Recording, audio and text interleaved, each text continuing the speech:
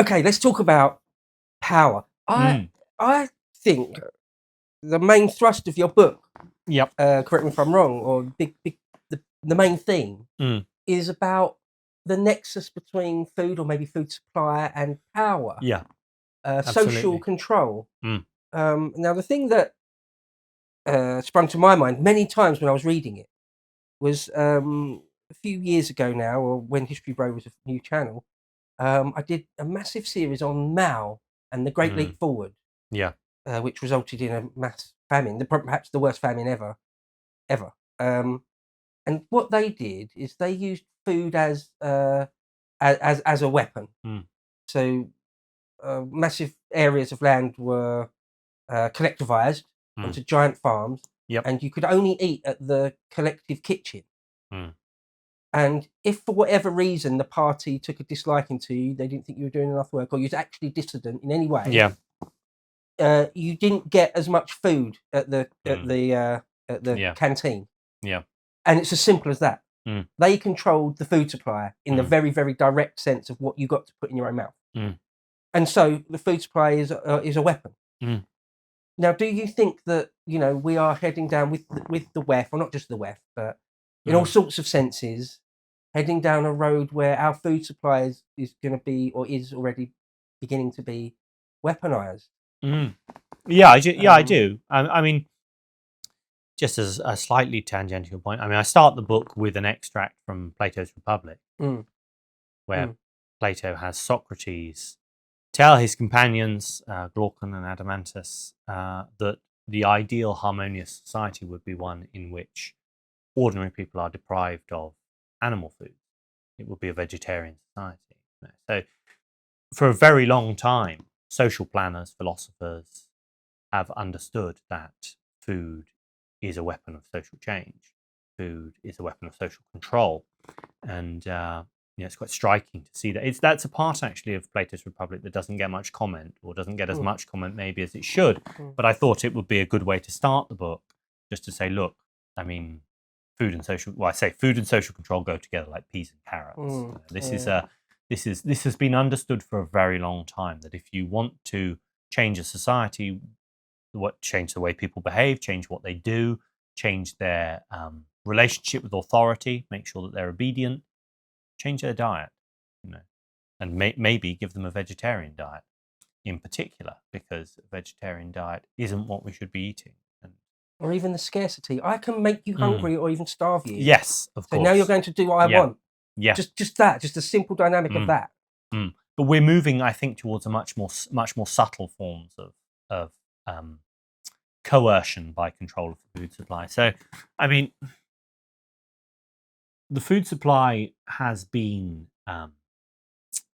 is in the hands of corporations to an extent, to an unprecedented extent, and that's one of the main trends, I think, in food over the last 150 years. It's the consolidation of the food supply in the hands of corporations. And it's been a disaster for human health since the beginning, but it's getting much worse with these new processed foods, and also as the degree of corporate control increases and people's options become more and more limited. I mean, the book is about the plan for a global plant-based diet, right? So that's the main focus, and that's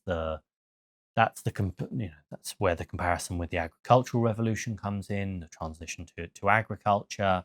Everything else is, it's about whether plant-based diets are good for human beings, and what it actually would mean if we made the transition to a global plant-based diet, as our lords and masters want us to. And this isn't a conspiracy theory. It's not a conspiracy theory that governments, NGOs, the scientific and medical establishment, the media, celebrities and influencers are all pushing plant-based diets. And you have much more elaborated sort of visions of the future of plant-based diet, like the planetary health diet, for example, which I discuss in the book, which is this it's a kind of deeply elaborated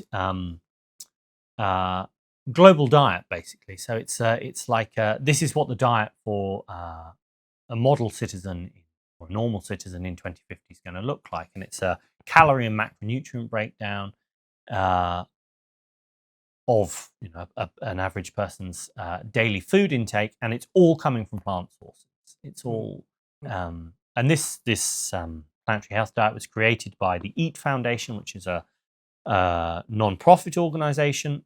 Not heard of them. Yeah, well, so it was founded by two Norwegian billionaires, a billionaire couple called the Stordalens, and it's basically the food wing of the World Economic Forum. Right. So they do all of the sort of thinking about the future of food for the World Economic Forum, or a large part of it anyway. And this planetary health diet was created by the Eat Foundation and the Lancet, the medical journal, the prestigious medical journal. And it's the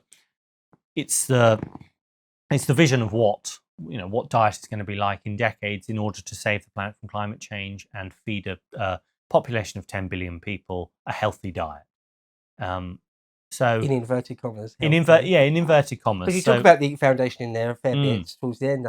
But yeah, I'd not really ever heard of them before. This Norwegian couple. Yeah, the Stordalens. Not really heard of them before. They're just I hadn't really heard of them until I started digging into them. But there's this nexus of all of these different groups, governments, NGOs, medical establishments, all pushing in the same direction, corporations, all pushing in the same direction, which is towards the abandonment of traditional animal foods, meat, dairy, eggs, etc., in favor of a plant-based diet. And what that means, among other things, and I go into detail about this in the book, is the further consolidation of corporate control of the food supply, right? Because in order to feed a global population of 10 billion plant-based diet, you're going to need new genetically modified forms, high-yield forms of crops like wheat and soy, other plants, crops. You're going to need these sort of novel proteins as well that they're talking about, like lab-grown meat and farmed insects and plant-based meat and all this kind of stuff. And all of these different things can be owned with patents. So that's where the control comes in, and that's actually why why corporations are totally on board with this, including giant meat and dairy companies, companies that broke their teeth in meat and dairy, that you would think would resist the move to a global plant-based diet with tooth and claw. That they would be fighting till the bitter end to prevent this kind of thing happening. Well, they're not. Tyson Foods, which is an enormous, mega food player in the US, has rebranded itself as the Protein Company.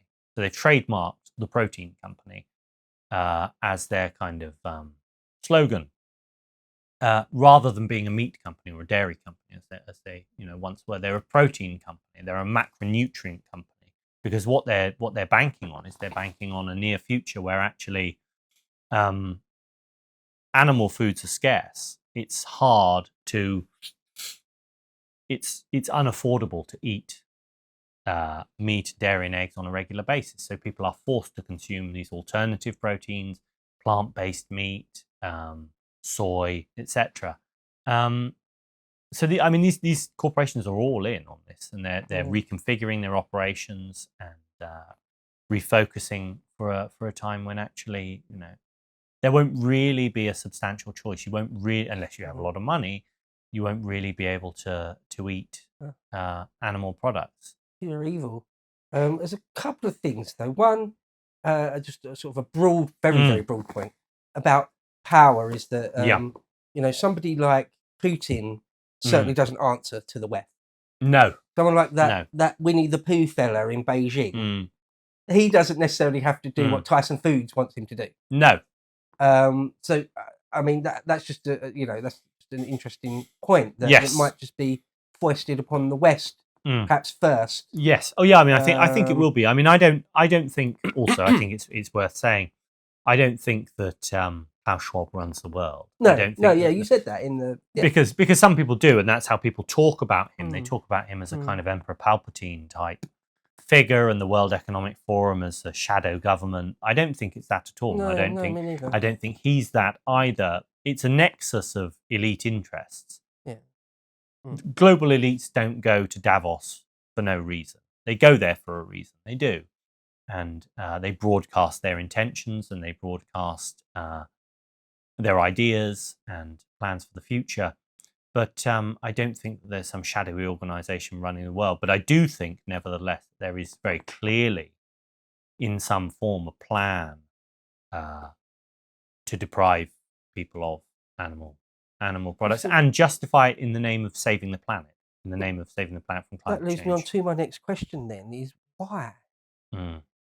I mean, many people have said, well, it's to sort of make us physically weak, perhaps even feeble of mind and things. I mean, I can buy that. I'm not entirely sure if I do, but certainly can or could buy that. What ultimately would be the purpose of making us all eat plant-based food? Is it just to weaken us? I think certainly from the perspective, I think that corporations are all in on it, like I say, because it offers them an even greater degree of control. They can break more ownership envelopes. So, you can own cattle in a certain way, but you can own a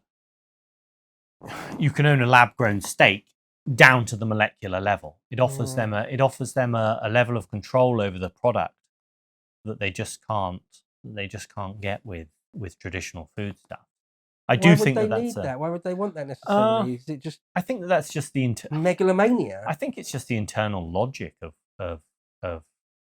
capitalism and commerce. I think it's just these companies want to make more money, and so they're on board with schemes that allow them to. More than power. I mean, money is power, and control of the food supply is power, and actually, we would do well to recognise that. We would do well to recognise that actually we are governed not only by our governments but also by these corporations that control the food supply. They determine our health and all sorts of other things besides, and the sort of course of our lives. And actually, maybe if we realise that, we might be more willing to do something about it. But I mean, I do think, and I say in the book, that being on a plant-based diet, for example, as a man, will make you less masculine. It will make you lower your testosterone levels. It will make you less rowdy. It will make you easier. It will make you easier to control. And that's exactly why I start the book with the Plato quote, the section from Plato where he talks about the value of plant-based diets, of a vegetarian diet, as a form of social control. He actually says it makes men less spirited. It makes men want less. It makes men less competitive. In particular, that's one thing he says. Men who are on vegetarian diets don't want to go to war with one another. They don't want to conquer land. They don't. They're happy with their lot. He actually says that. These people will be content with their lot and fearful if they're on a plant-based diet. So, I mean, I try to avoid conspiracizing in the book and just stick to the facts. And to the fact, the indisputable fact that this plant-based agenda exists, and it is being advanced by governments, NGOs, corporations, medical establishments, scientists, etc. That's beyond doubt. That's beyond doubt. If you go to your doctor today and say, "What diet should I eat?" I've been eating X, Y, Z. He or she will say, "You should be eating a plant-based diet. You should be, reducing your consumption of meat. You should be," and that's exactly what Robert Downey Jr. will tell you. That's exactly what corporations will tell you. That's exactly what the medical establishment and newspapers will tell you, and it's what the UN will tell you, and it's what activists like Greta Thunberg will tell you, and it's what governments will tell you. And so, and it's bunkum. It is, yeah, it is bunkum. Yeah, it is bunkum. It's bad. It's bad science, and it is serving an ideological and political agenda. And I think it's hard not to talk about the climate change agenda and talk about control. I mean, it's hard not to think that actually, this is just about the climate. This is about other stuff as well, or even other stuff primarily. I mean, obviously there are true believers. There are people who but it's used in a very cynical way to bolster power and for a variety of other different reasons as well. So I appreciate you say you don't necessarily want to, and I don't want to force you. Of course, the last thing I'd want to do. You don't really want to talk about sort of the conspiratorial side of things. But here at Lotus Eaters, we don't usually shy away from this sort of thing. Dan doesn't think we landed on the moon, for example. I've explicitly said I think Adam Dulles at the CIA murdered JFK. So, I mean, but I can't get away from the question of why, though. Like, other than, okay, some corporations become more powerful and richer.